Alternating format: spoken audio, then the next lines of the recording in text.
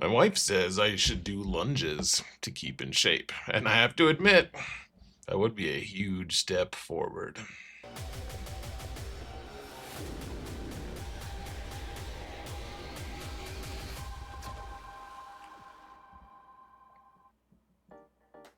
Hello, everyone, and welcome to another episode of Xerath Prevails. Today, let's talk about Coliseum, everyone's favorite punching bag.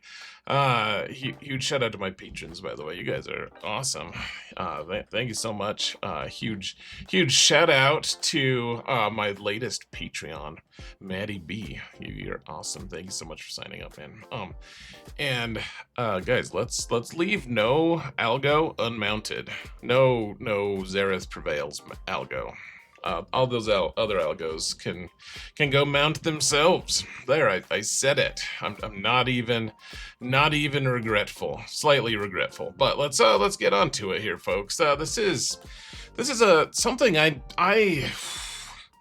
was making a video about this earlier this week, and I think I stopped making it because I felt like maybe I was being a little tone deaf to how people are experiencing Coliseum. And there's a lot of anger in the community about it right now. It's a thing that a lot of people are just really angry about. And I personally, I tend to respond to that kind of like anger with does it make a lot of sense? And it just, to me personally, I'm struggling to make it make sense, like to relate with people on this, because I don't hate it, honestly. I think that there's a lot of interesting and cool things about it. There's some bad stuff too, which we'll talk about, but after expressing this kind of topic to one of my streams recently, I had a few people reach out to me that were like, you know what, you should, I would really appreciate you making a video about this.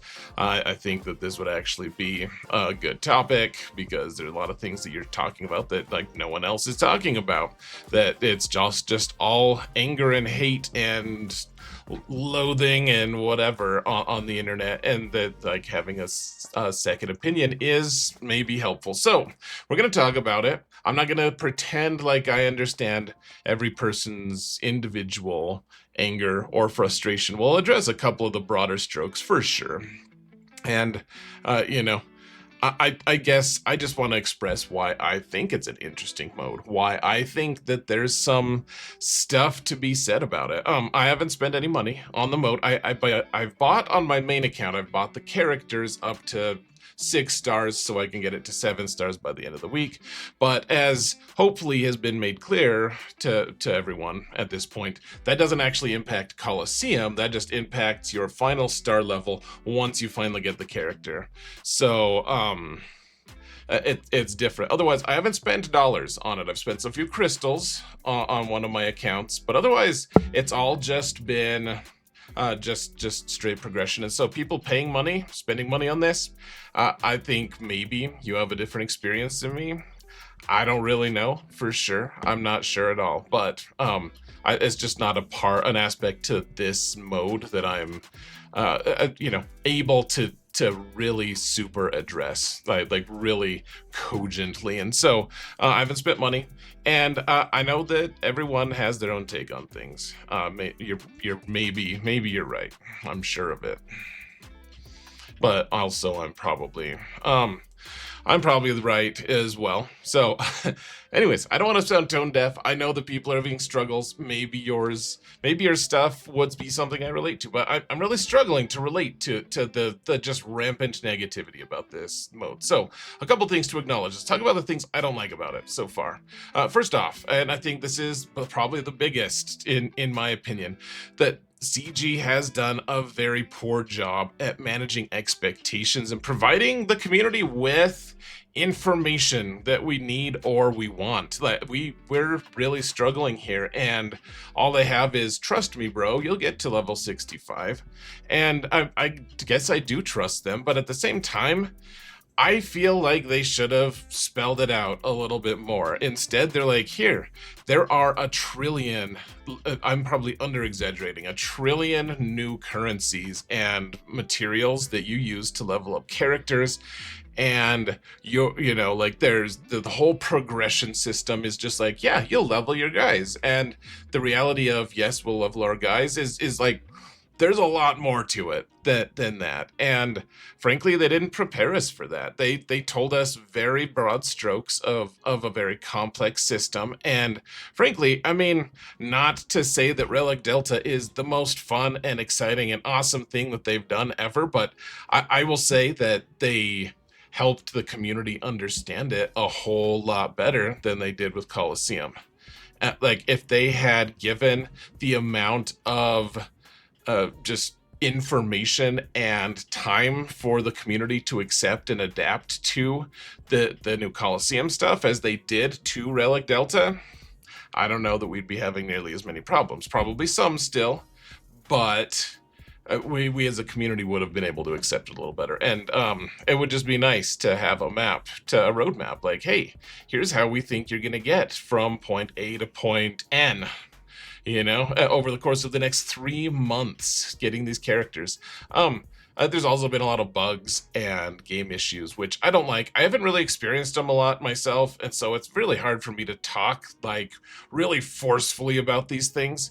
I can acknowledge that, I mean, I've seen enough screenshots, I've seen that there's enough people that I know people aren't just making this up. And so that is frustrating. It's always frustrating. I'll always acknowledge that the bugs are things that I just wish that they would fix beforehand. I don't, I mean, as much as it's something we all have to kind of understand and move on from, it is frustrating, right? And I get that. And then I do, on a personal level, I wish we could interact with our new characters on the legacy end a little bit more. Like, for instance, I wish we could put mods on them when they finally get into the game, when they just dump them onto the legacy side of things at the end of the 3-month time period. We're gonna have to mod 6 or 7 characters. If we get Octomall, we're going to have to mod 7 characters right away. Like, do we have enough mods for that? Like, having enough mod space becomes a huge issue. Not to mention, a lot of people aren't going to get them to like high relics at the end because we're not spending money on them. We'll get them to like gear 12. So we're going to have to hoard enough gear to get all of those characters up from 12 to like relic 7 or something for a lot of people who are in the end game, but not spending a ton of money on Coliseum. Like, it's a lot. It's a lot. I wish we could interact with them a little bit more. And be able to like test the new characters a little bit. So anyways, one of the big things that people talk about are the split account weirdness. Like, that this is like your legacy account and your era account, and like, we can't use Stormtrooper Luke right now. We can't use IG-90 right now, even though we might have spent money on the stars, etc. They're not available to the legacy account. We can't upgrade characters in the old way, which I mean, we're all creatures of habit, right? That's a frustrating thing. And I mean, I acknowledge that, and you know, that people don't like that we can't use the new characters in the new era mode. Like, you can use the new characters in we can only use the new characters in the new era modes. But also, this complaint, it really fails to impact me personally, and I'll explain why. I'm not saying you're not like, I know you're feeling it. Yeah, this is also just an emotional thing, right? And I'm not gonna do you any good by just saying like, you shouldn't feel that way. Like, if someone tells me not to feel mad about something, I just get more angry. Like, don't tell me how to feel, right? But this is why I don't understand it, though. This is the thing that I'm struggling to like understand what people are coming from, because my experiences have been different. Because we've never really had real access to our new characters anyways, from my perspective. Like, just because we have a character unlocked at 3 stars and geared up to gear 11, to me doesn't mean that the character is usable in any way. Like, most of the game modes I'd want to test it in, I'm like, hey, let's use it in territory battles. No, you need 7 stars, relic 5 or higher to be able to do that. And that's not even close. 3 stars gear 11 is nothing compared to that. It's nothing. We've never had access to those characters unless we're spending money to get them early on, which I mean, I think especially with this release where all the different characters can be immediately incorporated into one individual squad and they're immediately usable, I can understand how people spending money on their these new characters would feel frustrated, because right now in 3v3 I'd be using Stormtrooper Luke in 3v3. I'd be able to do that, and so having early access to those characters is something we spend money on, and it feels a little bit bad. Free to play have always had to wait for 6 months to be able to use new characters, though. Like, that's just always been the reality. Like, you wait for 2 months before they become farmable, and then you farm them over the course of several months, and then you have to gear them, and then a lot of times we can't even really use them because they're part of a larger team usually that is limited until you have the full team. Like, who was really actually using the gun boomadeer? Like, who was? Don't tell me you were testing that. Like, hey, I just love to throw that in my resistance squad. Like, no one was testing that. Like, people throwing Batcher into some random Sith squad like that. That's not what happened. So even whales who got new characters and the new stuff right away, like, sure, they're Relic 7. How much do you use? You don't use those characters. I just, to me, I'm sure some people do. I'm sure some people, but like, my perception and the experiences I've had is those characters just sit there dormantly doing nothing. And I'm not saying that you don't. Maybe you do. I know that some people just like want to use their new stuff, and I get it on some levels. Just my experience has been on a functional level. We've always just we've never used those characters. It's just never been a thing until they're finally available by the time we get all of the entire squad released and farmed and geared and usable over the course of 6 months or something. And honestly, something that I think the new era system does that's really cool is it actually lets me use and learn my new characters right away. I immediately have to use them and like learn their kits. Like, what does this one do? Is it an AoE? What does the AoE do? Does it call people to assist? Does it mark someone so that I have to consistently put damage on them all the time, rendering that ability really bad in the in this mode? Like, there's a ton of stuff that we're learning about these characters, and we're actually interacting with them a lot more than at least I did beforehand. Like, the amount of use the Stormtrooper Luke is having right now, for me, it is exponentially higher than I ever had for any other character. And yes, I know it feels absurd to use them in conjunction with each other in this particular release, because like, Stormtrooper Luke is never going to be on the same team as IG-90, but they do a good job of melding the synergies so that Luke can still call IG-90 to assist. Because IG-90 is like technically a rebel for that ability, and so to me, we're still learning how this stuff interacts. Yes, it sucks that we have to wait for 3 months to use Stormtrooper Luke with Stormtrooper Han, etc. And for the people who really like the aesthetics of that, or just how it looks and how it feels to use, like, I could feel that to some degree. I just, on a functional level, I would have never used them in the first place, and most people, I think, would agree that Stormtrooper Luke would have sat on your account and never hung out with Stormtrooper Han until 6 months later or something like that. But right now, we get to actually use and learn new characters right away.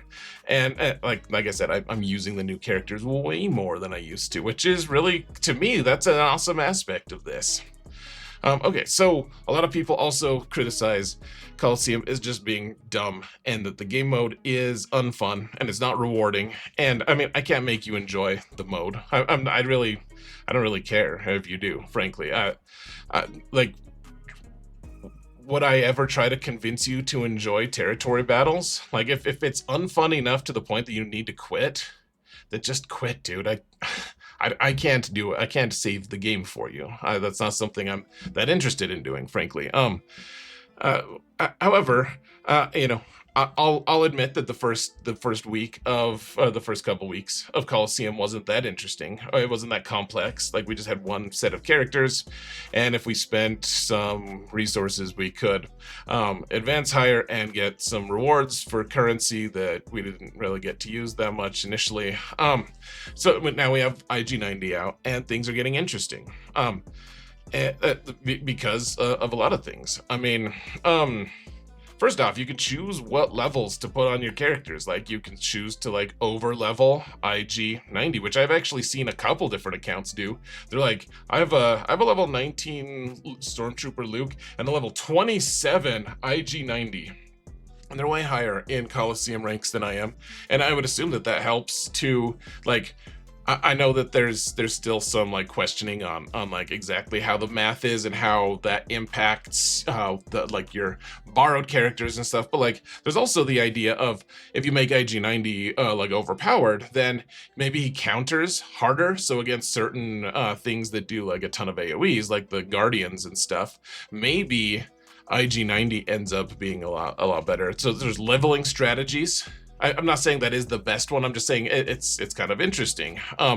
There's also, you can have IG90 as the lead, which isn't a great thing, but like he does provide different things to the team, and that may end up that adds at levels of complexity, right? And so as we add new characters, and we could potentially get new team comps as well toward the end, to me that adds an element of complexity that I think is actually fairly interesting. It makes for an interesting node.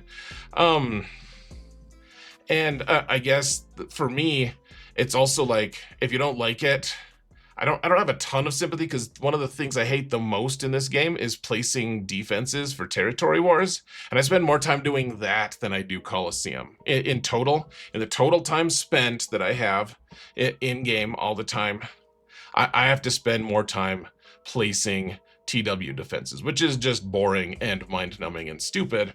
And like Coliseum just doesn't take much time. If you hate it, then just hit auto and move on, right?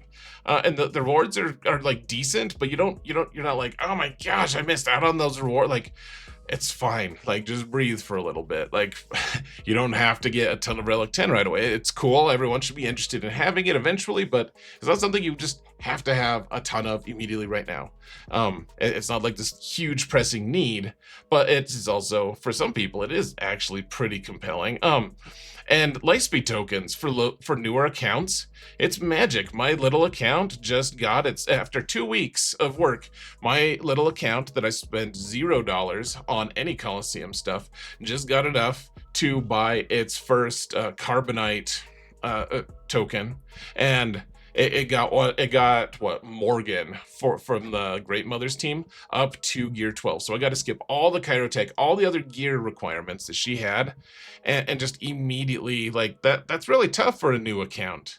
Like this account is less than a month old, and I'm already able to do that. Like it's a very impactful update for newer players, which I'm guessing like the veterans don't care at all. Maybe you're a little bitter because newer accounts are getting better faster than you were allowed to. I get that too, but like I think that the rewards are pretty decent, honestly, especially for only spending like a minute or two in it. So another complaint I've heard, and I hear this all the time, and I couldn't disagree more. It's a whales only mode. This mode is only for whales. I think that is pretty wrong. None of my accounts have spent any dollars on this mode at all, like I said before.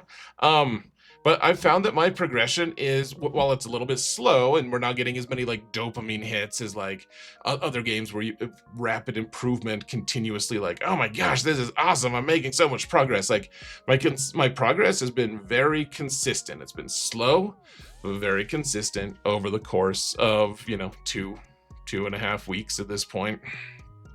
It's been satisfying to me, at least. Like I'm not saying it has to be for you, but for me, that's how it feels. And I mean, I do wish that they'd give us more info on, like, we have this weird fog of war going on right now. Like, how much impact will early spending on this mode impact the later rewards. We just don't know. They're not giving us any information on that, and that does feel frustrating. I'm not saying the CG made a perfect mode. I'm I am saying that you know, well, I'm saying that that's a frustrating thing that they're doing, I guess.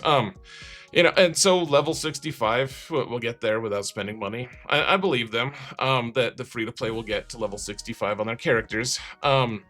We'll see how we'll see how easy it is for free-to-play to be able to unlock the new legendary character. I'm really not sure how that's gonna occur. Like, well, there's still question marks, right? And buying stars for characters can feel a little bit bad because you get the new character up to 7 stars, and it's going to be 7 stars, but like instead of being able to put gear on him and use him, like I said earlier in the video, instead of that, people are I mean, they're just sitting in our era accounts and we can't use them, and that does feel bad, frankly. And that they didn't.